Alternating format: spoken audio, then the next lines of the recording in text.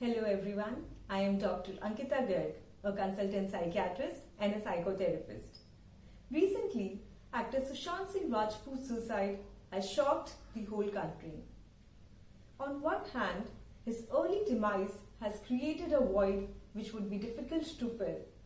But it has also sparkled the debate that how do we ensure that our loved ones are safe and secure in this fierce competitive world.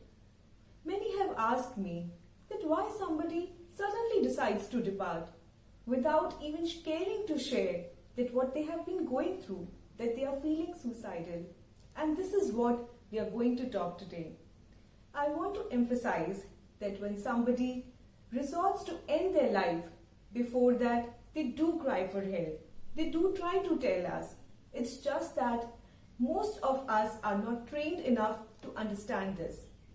Today we are going to discuss some of the warning signals the person who is having suicidal ideation might display. First, they talk about it. Yes, they do. They might post it on social media that they want to die, or they wish they hadn't been born, or their talks are more concerned on the topics related to death.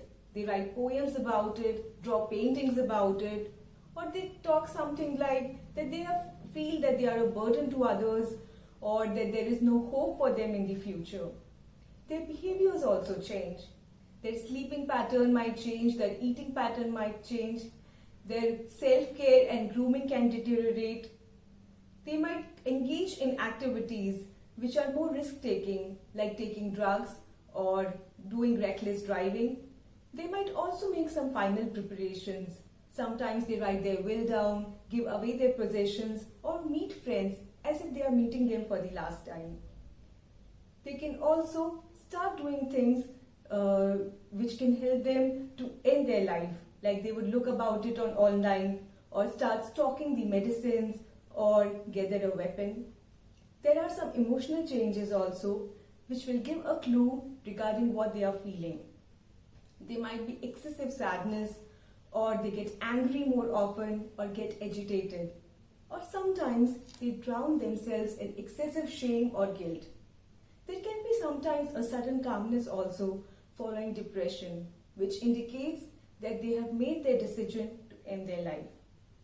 If someone you know has been displaying some of these signs, what can you do about it? First of all, talk to them. Talk to them in a non-judgmental manner. You can ask things like, I feel that something has been bothering you lately. What is it?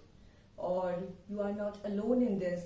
I care for you and want to help you. Never ever express shock or anger. Do not say things like, your life is so good. How could you even think about it? Just allow them to talk. You can ask things like, has ever the thoughts of ending your life crossed your mind, or have you made a plan about it? Believe me, it will not persuade them to do suicide, but allow them to talk about it. Secondly, remove any lethal objects from their surroundings. Take medication box under your supervision, remove any sharp objects, and also do not leave them alone at any time. And most importantly, show them to a mental health expert. Our awareness about these issues and the willingness to talk about it in a non-judgmental manner will help our loved ones feel secure. They will come out of their closet and seek help. Make your loved ones believe that in this maze of life, whenever they get lost, you are there for them. You will hold their hands and walk them through. Thank you.